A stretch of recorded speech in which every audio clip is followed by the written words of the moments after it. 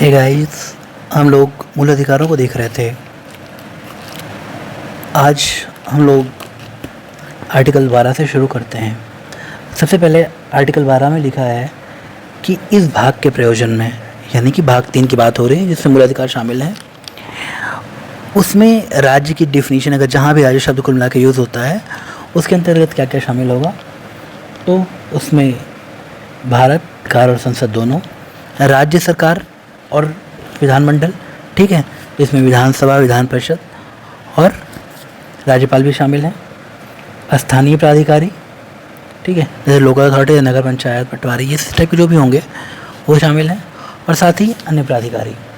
अन्य प्राधिकारी के बारे में क्या है कि समय समय पे सुप्रीम कोर्ट बताती रहेगी, पर ये समय समझ के लिए आप समझ लीजिए कि जैसे PSUs हैं, हाँ, जो सरकारी कंपनियां होती हैं, हाँ, एक प्रश्न उठता है कि क्या न्यायपालिका भी राज्य शब्द में शामिल है? ठीक है, क्या जो निबंधन या जो रिस्ट्रिक्शंस लगाए गए मूल अधिकारों में वो न्यायपालिका के लिए भी हैं? इसके पहले आपको ये बता दूं कि मूल अधिकारों में निबंधन हैं, ठीक है, कुछ रिस्ट्रिक्शंस हैं, किसके अधिकारों को सीमित करता है। कुछ मूल अधिकार ऐसे हैं जो केवल राज्य के अधिकारों को सीमित करते हैं, जैसे कि विधि के समक्ष समता, विधियों का समान संरक्षण, समानता का अधिकार, अव्यक्त का अधिकार, ये तमाम चीज़ें। पर कुछ चीज़ें हैं जो व्यक्तियों को भी सीमित करता है, निजी व्यक्तियों पे भी प्रतिबंध लगाता है, जैसे कि अस्पृश्यता का अंत। अब अस्पृश्यता सरकार अगर कोई निजी व्यक्ति भी करता है, अब आप जो है उसके मूल अधिकारों का उल्लंघन कर रहे हैं, ठीक है।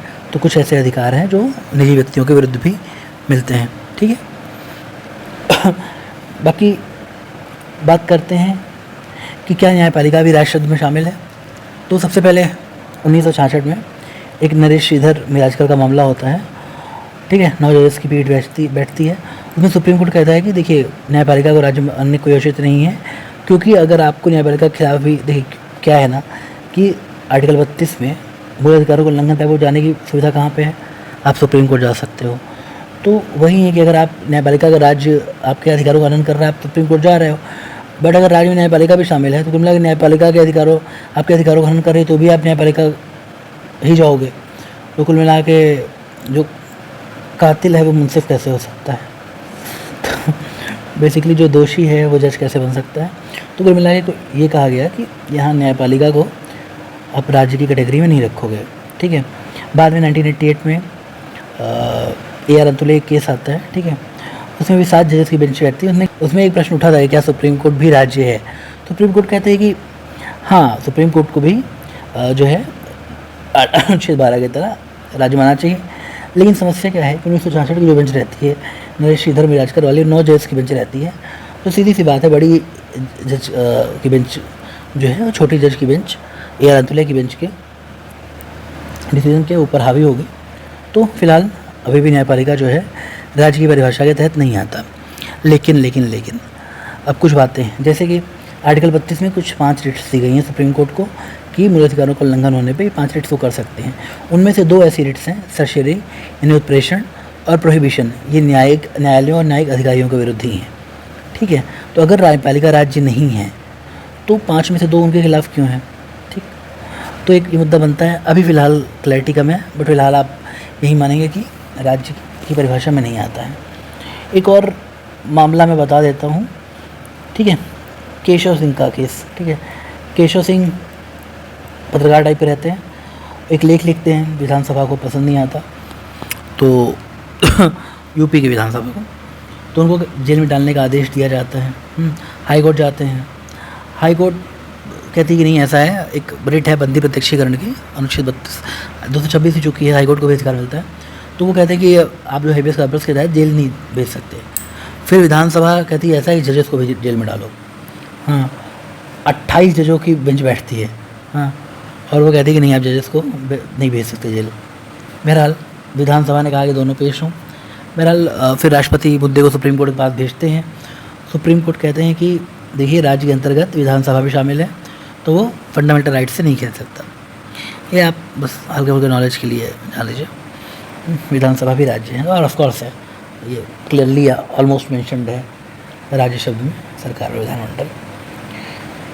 बहरहाल सुप्रीम कोर्ट द्वारा अन्य पदाधिकारी के बारे में कहा गया है कि संस्था के सेंस में अगर कोई संस्था राज्य का कार्य करती है, ठीक है, या राज्य से धन लेती है। ठीक है, आप या तो राज्य की तरह, राज्य का कार्य क्या क्या है, संप्रभु कार्य हैं जो कि आप जो है शासन का कोई काम कर रहे हो, लॉ एंड ऑर्डर से रिलेटेड ऐसा कुछ कोई भी काम कर रहे हो, या फिर आप पैसे ले रहे हो राज्य से, तो आप जो है भी इसके अंतर्गत शामिल हो जाओगे। राज्य शब्द के अंतर्गत होगा। मूल अधिकारों के उल्लंघन पे सारी आर्टिकल 32 के तहत आप खिलाफ भी जा सकते हैं सुप्रीम कोर्ट। ठीक है, तो even the autonomous body like IIT, हाँ, एटसेट्रा में भी जो है कुल मिला के राज्य के जो नियम सामान्यतः लागू होंगे वहाँ भी लागू होंगे। ठीक है, ये भी फंडामेंटल राइट्स का उल्लंघन नहीं कर सकते, NGOs वगैरह भी जो है। NCERT के केस में सुप्रीम कोर्ट इसे राज्य नहीं मानता। कुछ ऐसे प्रश्न पूछ लेते हैं कई बार कि क्या इसे राज्य माना गया है, क्या नहीं माना गया है। ठीक है, तो NCERT को राज्य नहीं माना गया है। BCCI को शुरू में नहीं मानते जी टेलीफोन मामले में, पर 2014 में श्रीनिवासन का केस होता है, उसमें BCCI को मान लिया जाता है। ठीक है, प्राइवेट फर्म्स की बात करें, MC मेहता, हाँ केस था, उसमें कई PIL दाखिल किए गए थे, तो उसने कहा कि प्राइवेट फर्म को माना चाहिए। सुप्रीम कोर्ट कहते नहीं, ये राज्य नहीं है। हाँ, बट ऐसा आप अन्य कोई विकल्प तलाशिए उनके शोषण सुरक्षा के लिए, मूल अधिकारों के तहत आप उनके खिलाफ नहीं आ सकते राज्य, राज्य के तौर पे। बाकी सामान्यतः कोई उल्लंघन करते तो अलग बात है। अब हम बात करेंगे अनुच्छेद 13 के बारे में। इसमें जो है पूर्व संविधान विधियाँ हैं, संविधान पूर्व विधियों के बारे में है, प्री कॉन्स्टिट्यूशनल लॉज, फिर संविधान पश्चात विधियों के बारे में है, हाँ, और फिर एक है कि आर्टिकल 13(3) है कि विधि शब्द में क्या क्या शामिल है। ठीक है, तो उसके पहले हम लोग कुछ 3 सिद्धांतों के बारे में जानते हैं। पहला एक सिद्धांत है पृथक्करणीयता का सिद्धांत। ठीक है, थ्योरी ऑफ सेवरेबिलिटी जो है कि यदि कोई अधिनियम मान लीजिए बन गया, मैं आपको समझा रहा हूँ, जैसा ही बड़ा है ये, ठीक है, कोई अधिनियम बना, अगर वो किसी हद तक मूल अधिकारों को उल्लंघन कर रहा है, ठीक है, अगर मान लीजिए उसका केवल कोई एक छोटा हिस्सा ही कर रहा है और ये अलग कर देंगे, ये इतना हिस्सा मूल अधिकारों का उल्लंघन कर रहा है, इसे हम अलग कर देंगे तो भी अधिनियम की मूल भावना में कोई प्रभाव नहीं पड़ रहा है ना। तो कुल मिला के ये अधिनियम जो है शेष जो बचा रहेगा हिस्सा, जो मूल अधिकारों का उल्लंघन नहीं कर रहा है, वो बचा रहेगा। ठीक है, तो इसे कहते हैं कि आप पृथक कर सकते हो कि नहीं। हाँ, बट मूल भावना के साथ ये नहीं खिलवाड़ होना चाहिए। ऐसा ना होना चाहिए कि आपने पता चला कि वही मेन भाग है, पूरे अधिनियम की मूल आत्मा है, तो फिर पूरे हद तक आपको हटाना पड़ेगा।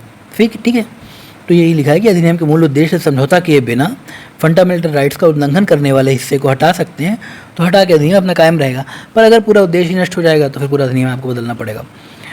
फिर दूसरी बात, एक ग्रहण या आच्छादन का सिद्धांत आता है, डॉक्ट्राइन ऑफ एक्लिप्स। संविधान पूर्व विधियों के बारे में है। क्या है कि अगर फंडामेंटल राइट्स से असंगत हो, हाँ, तो मृत नहीं होंगी। समझ रहे हैं ना, ऐसा नहीं है कि वो एकदम एग्जिस्टेंस से गायब होगा। मान लीजिए कोई संविधान पूर्व विधि है, ये ऐसा है कि जो कि मूल अधिकारों के विरुद्ध है, तो वो विधि शून्य नहीं होगी। बस आप समझो वो होल्ड पे डाल दी गई है, उसके ऊपर एक बड़ा मूल अधिकार का ढांचा आ गया है, वो भी पीछे है। ठीक है, कभी ऐसा होता है फंडामेंटल राइट्स में कोई परिवर्तन होगा, ठीक है, या जो हिस्सा उसका जो है फंडामेंटल राइट से कॉन्ट्राडिक्ट कर रहा है, संगति है जिसमें, वो ख़त्म हो जाता है, तो विधि पुनः लागू हो जाएगी, परिवर्तनीय हो जाएगी। ठीक है, तो कुल मिला के जो हिस्सा संविधान के अगेंस्ट था, हाँ, वो जो है अगर हट जाता है या फिर संविधान में कोई संशोधन आता है तो ऑब्वियस ही बात है पुनः लागू परिवर्तनीय हो जाएगा। एक अगला आता है अधित्याग का सिद्धांत। एक सिद्धांत ये भी है, इसके बारे में जान लीजिए। ये डॉक्ट्राइन ऑफ वेवर है। ऐसा है कि कोई भी नागरिक अपने फंडामेंटल राइट्स का त्याग नहीं कर सकता। ये मैंने पहले ही बताया ना।